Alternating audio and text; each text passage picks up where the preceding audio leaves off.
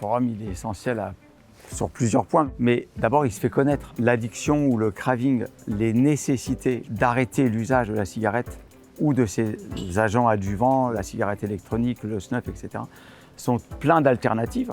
Mais aujourd'hui, il y a une méconnaissance complète de ce qui peut permettre l'arrêt du tabac ou ce qui peut-être sembler être un jouet. Je vais acheter une cigarette électronique. Mais en fait, à jouer avec des jouets, à un moment donné, on se rend compte qu'on va rentrer dans une addiction très difficile à retirer. On commence à un certain moment, quand on est jeune, à fumer. Et après, on se rend compte que c'est très difficile d'arrêter la cigarette. Alors, on va prendre des alternatives, la cigarette électronique. Mais c'est très difficile d'arrêter la cigarette électronique. Donc, ce forum sur la tabacologie, ça permet de comprendre qui est quoi, qui peut permettre quoi, quelles sont les alternatives à pouvoir être utilisées sans effet nocif ou en tout cas avec des effets nocifs moindres. Du tabac, on passe aux alternatives nicotiniques. Du tabac, on passe à la cigarette électronique. Comment? Pourquoi? Et c'est vrai qu'il y a une chose très intéressante, c'est qu'on le dit toujours, 44% de la population française croit que le cancer du poumon vient de la nicotine. La nicotine, elle n'est pas cancérigène. Donc toutes ces informations qui sont données pendant ce congrès ou ces journées d'information sont fondamentales pour éduquer, apprendre, comprendre et transmettre.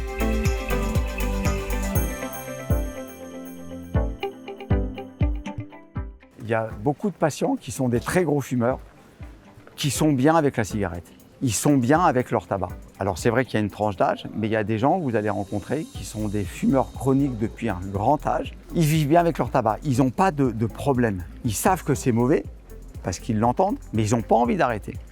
Et ces gens-là, malgré l'information ou la notion qu'ils en ont, ils n'arrêteront pas. Ces gens-là, quand on va les prendre en charge, on a beau leur faire comprendre que la cigarette est mauvaise, ils continueront, ou alors ils ne seront pas des candidats acceptés à la prise en charge. Donc il y a des gens qui sont bien avec leur tabac, et c'est les plus difficiles à prendre en charge. Parce que parfois la cigarette, et souvent, peut être quelque chose qui va limiter le succès chirurgical.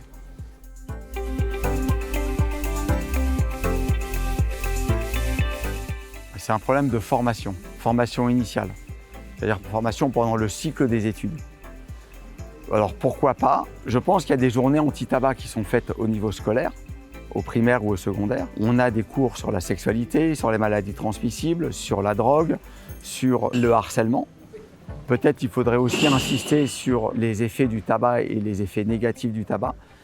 La formation initiale pendant le système scolaire ou la scolarité, pendant le cursus universitaire et au niveau des études médicales ou une étude de l'odontologie, la formation initiale des politiques anti-tabac n'est pas suffisante. Ça, c'est sûr et certain. Il y a une méconnaissance des adjuvants, des alternatives au tabac, de comment, de pourquoi. C'est la formation post-universitaire qui va vraiment permettre aux universitaires ou aux praticiens de vraiment pouvoir acquérir toutes ces notions sur la politique anti-tabac.